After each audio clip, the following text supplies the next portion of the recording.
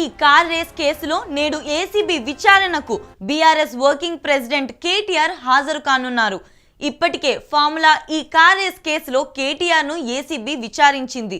ఇవాళ మరోసారి విచారణకు రావాలని ఏసీబీ నోటీసులు ఇవ్వడంతో కేటీఆర్ విచారణకు వెళ్లనున్నారు. కేటీఆర్ ఉదయం 10 గంటలకు బంజారా హిల్స్ లోని ఏసీబీ కేంద్ర కార్యాలయానికి చేరుకుంటారు. ఈ నేపథ్యంలో ఏసీబీ కార్యాలయం వద్ద పోలీసులు భారీ బందోబస్తు ఏర్పాట్లు చేశారు.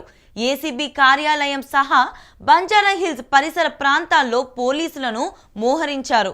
గత నెల 28న రావాలంటూ నోటీసులు ఇచ్చినా విదేశీ పర్యటన కారణంగా తను రాలేనని ఏసీబీకి కేటీఆర్ తెలిపారు.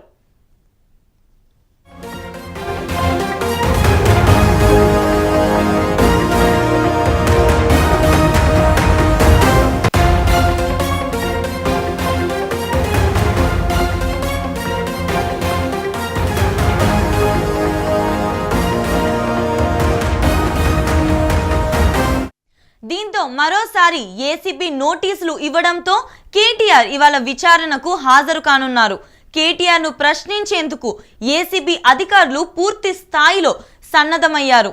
ఏసీబీ డీఎస్పీ మాజిద్ అలీ నేతృత్వంలోని 5 సభ్యుల బృందం పలు కీలక అంశాలపై వివరాలు రాబట్టేందుకు ఇప్పటికే ప్రశ్నావళి సిద్ధం చేసుకున్నట్టు తెలిసింది.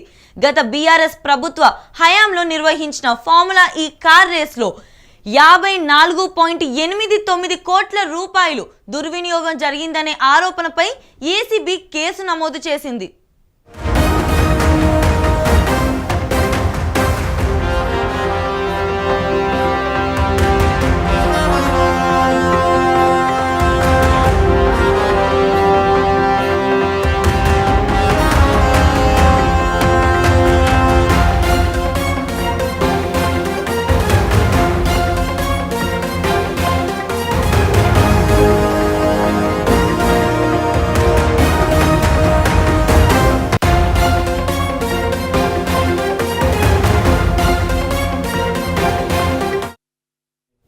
విచారణ నేపథ్యంలో కేటీఆర్ వెంట బీఆర్ఎస్ కార్యకర్తలు పెద్ద సంఖ్యలో ఏసీబీ కార్యాలయంకు వచ్చే అవకాశం ఉంది.